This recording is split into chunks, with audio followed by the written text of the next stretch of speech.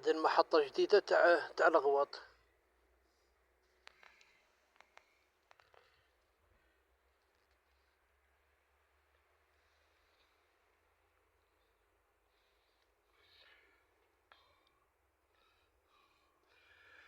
المحطة جديدة تاع الغواط، راهي خارج المدينة، خارج لافيل، واحد 3 كيلو هكذا، واحد 4 كيلومتر هكذا. راهي جاية، جيت لاباز، جيت المطار العسكري، بصح فارغة، مازالها فارغة. شحال يجيبوا الطاكسيور من لافيل؟ كاين اللي يجيب 25، كاين 30 شامبري يخدموها، هي شامبري كاين 35، واحد قال لي كاين اللي يجيب حتى 40.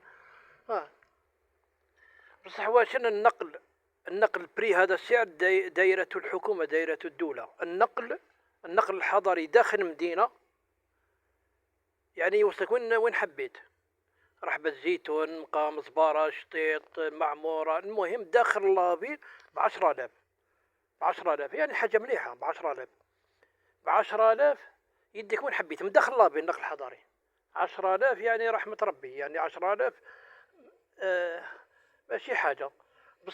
بصح واش المحطة بعيدة شوية، المحطة جديدة بعيدة شوية على لافيل. كان اللي يخلص 25، كان اللي 30,000، المهم ماشي حاطين بري يعني. وثاني ديك البارح كنت في ابلو، ثاني ديك في ابلو 10,000 ثاني، يعني تركب من المحطة الجديدة، يعني واحد المحطة يعني ما شاء الله، الله يبارك، المحطة تاع ابلو الله يبارك ما شاء الله. واش مازالها ماشي عامرة يعني. يعني الله يبارك احنا ماذا بينا المحطة هذيك تعمر ويكون فيها النقل يعني الغرب الشرق الوسط، المهم ما شاء الله. النقل هذه المهم المحطة هذه مازالها جديدة، وإن شاء الله المستقبل يعني إن شاء الله يحسنوها أكثر.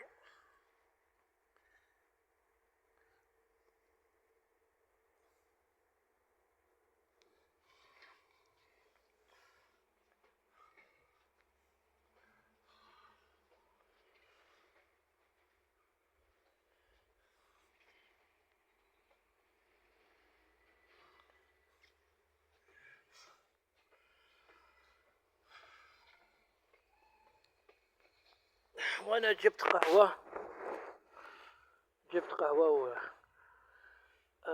حبيت نضرب لها الدورة.